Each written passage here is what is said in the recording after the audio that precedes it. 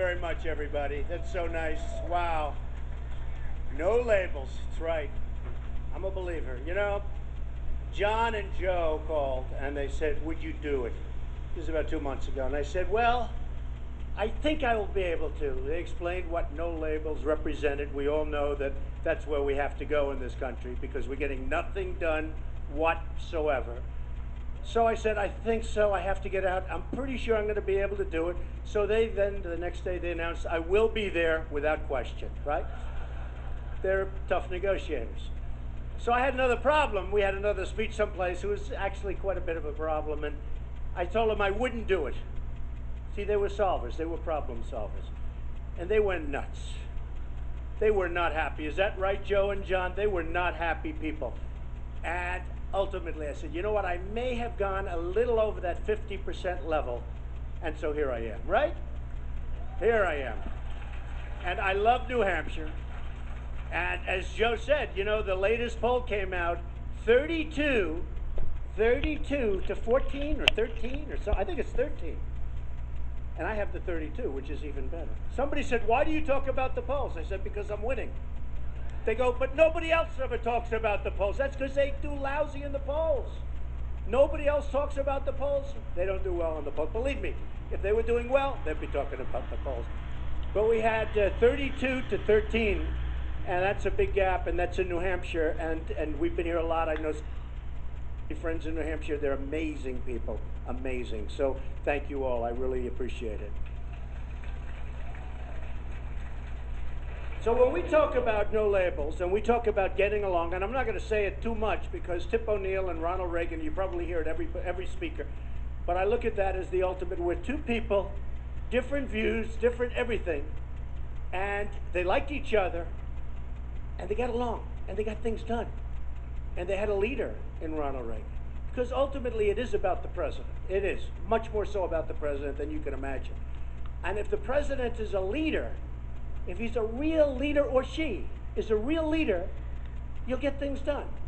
But you need the leadership to come from the very pinnacle, from the very top. And if it doesn't, it's not going to happen. And that's not happening now. It's not happening now. People aren't getting together. And I see it. You know, I've been actually doing this for a long time. A lot of people say, oh, gee, I was very establishment. I was the ultimate. I gave more money than anybody. I mean, I would give so much money. I was all establishment when I gave contributions, right? When I decided to run, I was anti-establishment. Can you believe this? But we can't take a chance on a loss. I mean, I watched previously, two in particular, two.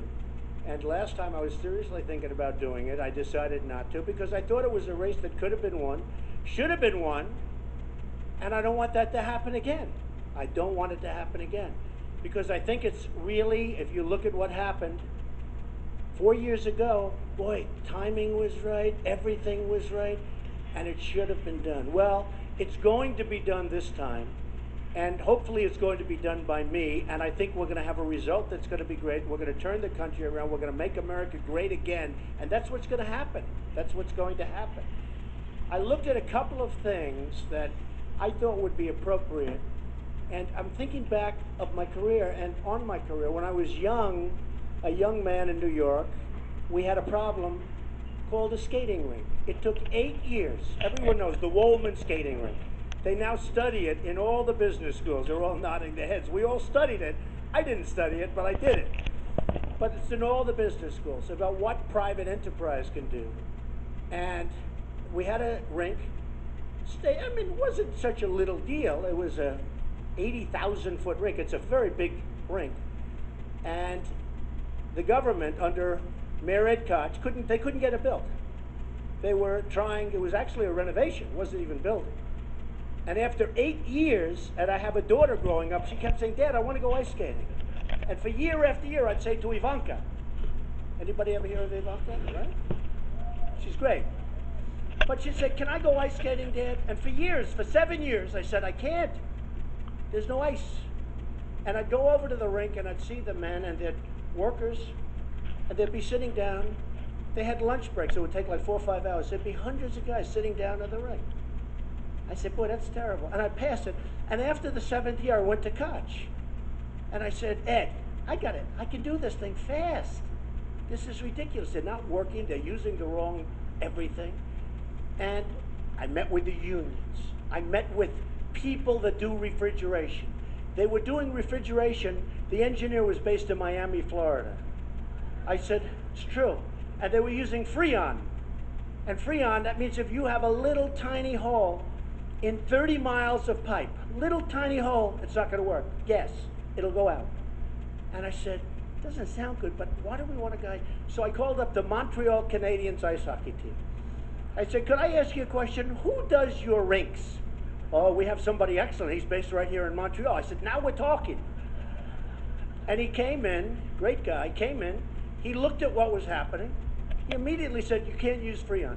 It won't work. It'll freeze, it'll this, it won't work. You have to use brine. You know what brine is? It's water with salt in it. How simple could that get? So on top of everything else, it was much less expensive. Anyway, I got to town. Ed Koch said, well, you do it, because it was a very huge embarrassment for the New York people. They all know what I'm talking about. And we had cement mixers, because it was a massive pour. They were pouring little sections, like 10 feet by 10 feet. You can imagine this massive rink. Like, take the biggest office floor you know and double and triple it. And they'd pour a little section, and then another little section, and then the vandals would come in at night and steal all the copper. Because the Freon, you have to use the copper. So I said, this is not good. So, and you want one contiguous pour. So I had, based from, literally from the rink all the way back to Harlem, all the way up to 125th Street, cement mixers. And we poured it all in one day. It was 24 hours. They were pouring during the day, during the night. It was 26 hours and 25 minutes. And we poured one contiguous pour. It healed beautifully. When the city did it, it was like this. So they had on one side 1.5 foot of water, and on the other side they didn't have any water. So they couldn't make ice for a lot of reasons. So, and actually, you know, when I talk about the price, the biggest problem I had was demolition. That was the biggest cost. I had to demolish everything that was done. So I got it done. I got everybody together, and we got it done. And to this day, it's the most successful ice skating rink. I still run it. I run it. Nobody, every time it comes up, the city they don't want to take any chances. But I've run it for many years, and it's the #1 in the world, and it does great. And it's sort of, I was just thinking about it coming up because we're talking about no labels. I was talking to John, I was talking to Joe, and we're talking about getting together. I got together with everybody, the city, the council. Everything had to be done fast. The beauty is, I did it in 4 months. This is after 8 years. I did it in 4 months. I did it for $1.8 million. The city had spent over $20 million. And I always say most of it was demolition. Okay? That's what happens. And you can do that with this country. You can do it with the country. And believe me, you can do things that people have no idea construction-wise. Our roads are falling apart. Our bridges, our tunnels, our airports. I just left LaGuardia Airport.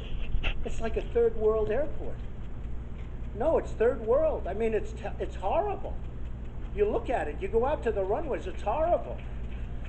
And I go to places because I travel all over the world. I have so many different relationships and partnerships and very complicated stuff. And I meet the richest people, the richest companies in the world. And I'm partners with many of them in different parts. And you go to Qatar and you go to all of the different places. By the way, all over China, all over China. You go to Bahrain, you go to Saudi Arabia. You see airports, you've never seen anything like it. You've never seen anything like it. They build temporary airports while they're building the big one that are 100 times nicer than anything we have in this country. We're just, we've lost it. We've lost it. Another deal that just happened, and this was again getting everybody together. The city of New York in the Bronx, right outside of Manhattan, and most of you have read about it, they had a 350-acre piece of land on the water, on the East River. The East River's great. People have apartments in the East River, right? He knows what I'm going to say. And it was 350 and expandable into 550 acres. This is like 5 minutes outside of Manhattan. I'd say right off the Manhattan ramp. And they've been building a golf course, I think, for 30 years. I think. Somebody said it's really not 30, it's 21 years. Oh, okay, it's 21. So whether it's 20, 21, or 30, but I think it's 30. It's been under construction for many, many years. We believe the cost is over $300 million. fact, the mayor said to me, "What do you think it should have cost?" I said, "About 7, but I believe the cost is over 300 million." And they couldn't get it done. And Mayor Bloomberg said, "You got to help us. Please, you got to help us." So they went to an RFP. I got the RFP, so I have a long-term deal. And I took it over. I got it done in less than a year.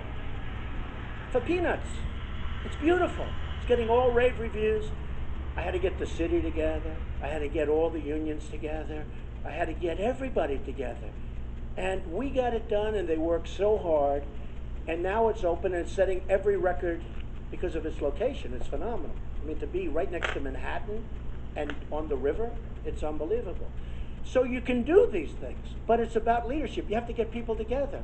And frankly, if I had somebody that worked for me who was good, it wouldn't be good enough. It had to come from me. Because I needed the mayor's help, I needed the city council's help, I needed a lot of, and the case we're talking about comes from the president. Has to come from the president. And I'll give you something that to me is so big. Corporate inversion.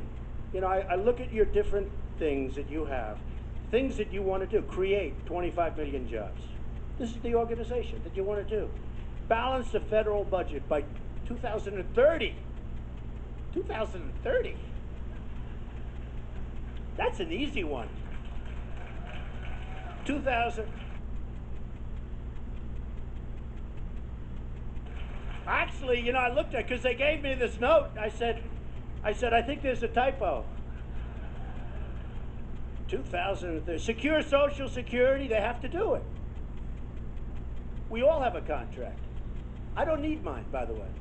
And by the way, I think if somebody doesn't want it, give it up, but it's got to be that person's decision.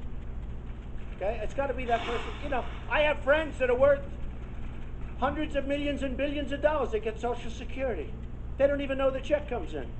They'll never see the check. You know, there are a lot of people who give it up. I mean, for the good of the country. It's almost like, give it up. I want to do that. I don't know if anybody's even talked about it. I've never heard it, but I have friends that they all say, we don't want it. Let's give it up. You have a lot of people who do it. And you do it on the basis of spirit for the country, because we have to keep Social Security for the people that really need it. So important.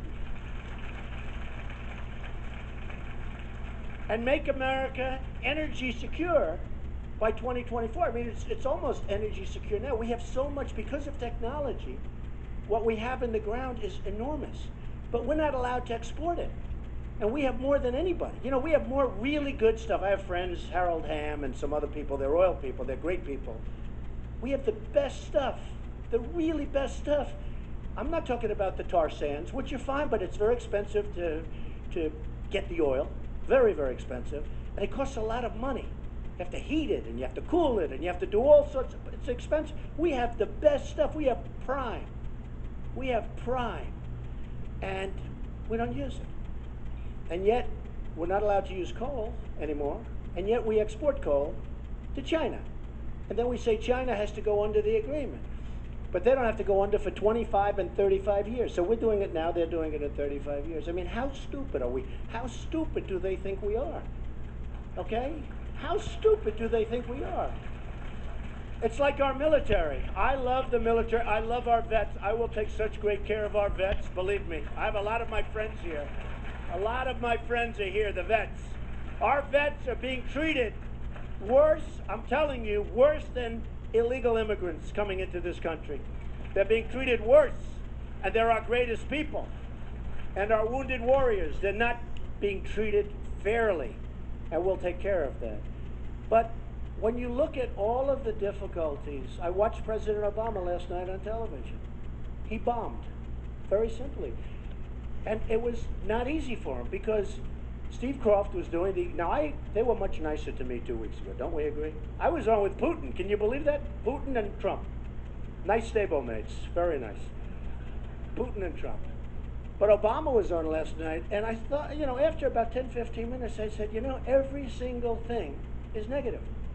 ISIS, Syria, Iraq, Afghanistan, the economy, 100 million people in the labor force. 100 million. Think of it. They're not going to get jobs. You know, the statistic of 5.4%, it's a phony statistic. It doesn't mean anything.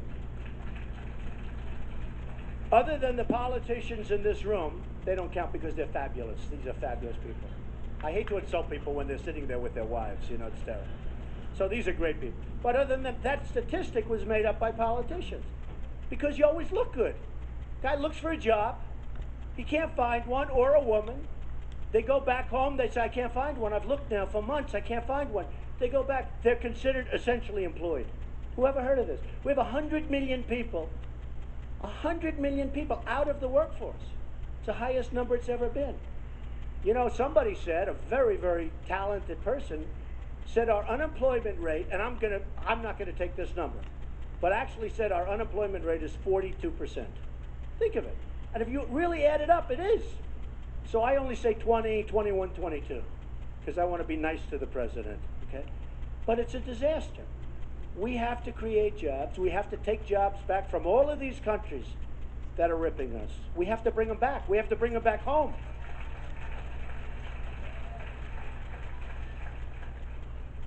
So what happens, and what has to happen, is we will get into a situation where hopefully when the next president is interviewed by 60 Minutes or whoever, they can say, wow, you've really made some unbelievable strides with trade deals. I mean, I have Carl Icahn lined up. I have the smartest, toughest negotiators in the world lined up. They don't want anything for it.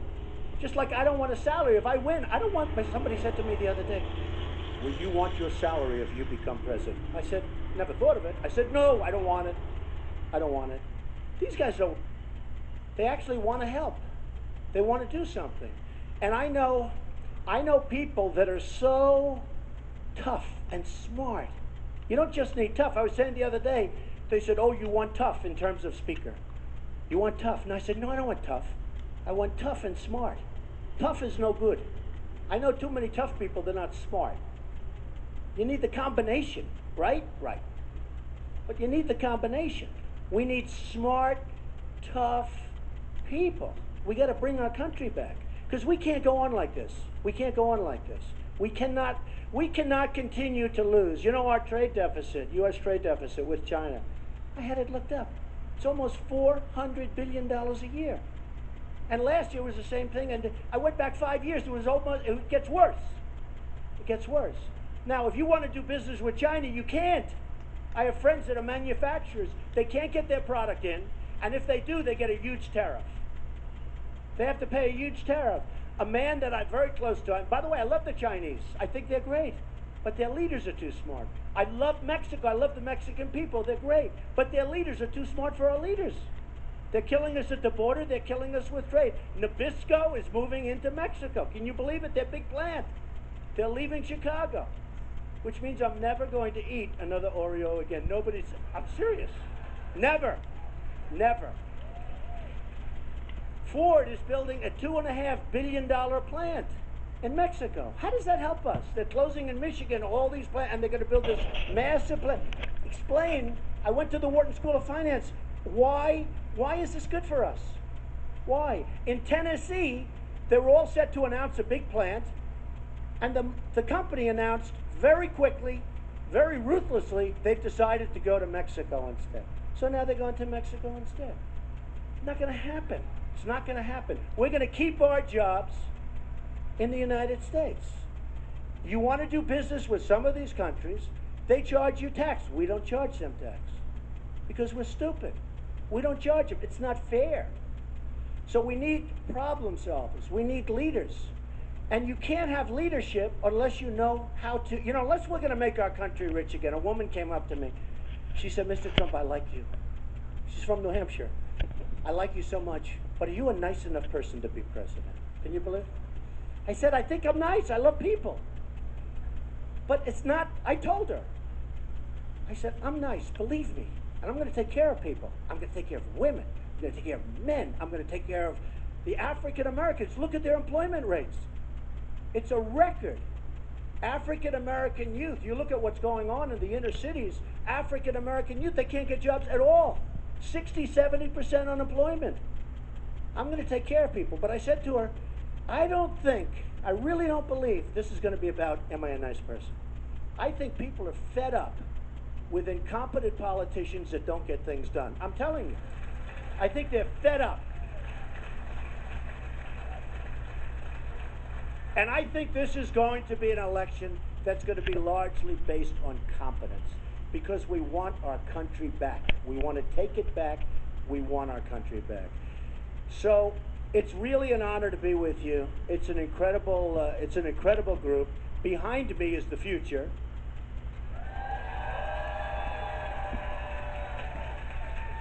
Except for a couple of people in the audience that I know, forget that. But this is the future.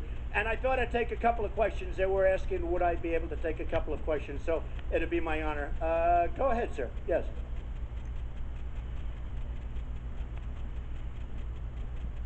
Go ahead. Sure. Wait. Mr. Trump, You look healthy to me. Go ahead. I would like to thank you for continuing this constructive conversation. As you probably know, President Bush started PEPFAR, which has been an incredible fund, the President's Emergency Plan for AIDS Relief. It has really been incredibly effective at AIDS treatment globally. And what with a group of college students across the country, really want to ask you is if you would commit to doubling the number of people on treatment to 30 million people by the year 2020? Well, I like committing to all of those things. Those are great things. Alzheimer's, AIDS, so many different. You know, we're close on some of them. On some of them, honestly, with all of the work that's been done, which hasn't been enough, we're not very close. But the answer is yes on that. And we're going to lead the way. We're going to lead the way on that. Okay, yes, sir. Michael Arado Gavrish, Derry, New Hampshire. Good. And I am impressed that you are here in person, I have to admit. That's good. Thank you. I'm going to throw a question at you, and I think it's going to be a hard one for you to answer. Go ahead. So here's the challenge. Compromise has become a dirty word. If the other side said, we will do this, this, and that, and all they asked for you was for a tax increase, a specific tax increase, or getting rid of a tax deduction, what could you offer at the table, again, as a gesture of compromise? Okay, well, let me just say the word compromise is not a bad word to me. As a negotiator and having written The Art of the Deal and having made deals all my life, and I'm coming out with a book in 3 weeks. It's a rough title. Does anyone know the title of the book? It's a rough title. Crippled America. You know, I'll tell you, it's a very sad title because Simon & Schuster called me. They said, we'd love to do a book. And I said, I started writing, and I worked with a group, and they're great people. And I realized how much negativity is going on. And I said that, and then they sent this great photographer on, and they took these beautiful pictures of me smiling. I'm smiling, so happy, you know, I'm smiling. I look nice. My wife said, you look really good there, great. But I didn't use that picture. I used the worst picture in the whole group, and it's mean, it's angry, because I'm angry about what's happened to the country. And I put it right on the cover of the book. It's the worst picture, which shows I don't have as much ego as it's a horrible picture. But I like the word compromise. We need compromise. There's nothing wrong with compromise, but it's always good to compromise and win, meaning let's compromise and win. Now, as far as taxes are concerned, you know, I put out a plan where I'm reducing taxes very substantially. In fact, we're bringing corporate down to 15%. We're bringing tremendous tax reductions to virtually everybody. We're getting rid of a lot of the deductions, like carried interest, which is meant for the hedge fund guys. I mean, these are hedge fund deductions. We're getting rid of them. The hedge fund guys don't want to talk to me anymore. They wanted to give me millions. I'm self-funding my campaign. I'm not taking money from hedge funds or anybody else. They want to give me millions of dollars. I don't want it. Because if I take it, I got to be like Jeb Bush. I got to be like Rubio. I got to be like all these guys. And I got to do what they tell me to do. Because believe me, they're puppets. Believe me, they are puppets. So I'm self-funding my campaign, but we have asked for a very major tax reduction and a major, major simplification. So I think you'll be very happy. And the word compromise is absolutely fine. But if you're going to compromise, ask for about 3 times more than you want. You understand? So that when you compromise, you get what you want. Okay. Yes, go ahead. Go ahead. She doesn't have a mic. Who's got a mic back there? Okay, good. Oh, look who we have. Good. Good. I'm Allie Null. I'm Miss America's Outstanding Teen, and I Good. travel across the country and teach kids about saving money. which is hard. Our government isn't even fiscally responsible. So, I'm asking every single candidate, and I've been waiting to ask you. In particular. Yeah, oh yeah, of course. So specifically, what are you going to do about the $18 trillion deficit? All right. Well, what we're going to do, I mean, we do, and by the way, it's not 18 trillion, it's now $19 trillion. So we have now $19 trillion in deficits. 19 trillion. You know, if you look, we owe, when I say that, we owe, this is what you're talking about, we owe 19 trillion as a country. And we're going to knock it down, and we're going to bring it down big league and quickly. We're going to bring jobs back. We're going to bring business back. We're going to stop our deficits. We're going to stop our deficits. We're going to do it very quickly. Oh, how? Are you ready? Number one, we have tremendous cutting to do. You have a Department of Education that is totally out of control, massive costs. And you know, and some of the Republican candidates like Common Core. I'm totally against Common Core. I want local education. When I'm in New Hampshire and Iowa and South Carolina, I want, so important. So we're going to have that. We're going to save on Department of Environmental Protection because they're not doing it. They're not doing their job, and they're making it impossible for our country to compete. And many, many other things. Hundreds of billions of dollars is going to be saved just in terms of running government. In addition to that, I'm going to bring millions of jobs back into this country. Okay, darling? Thank you. Okay, question.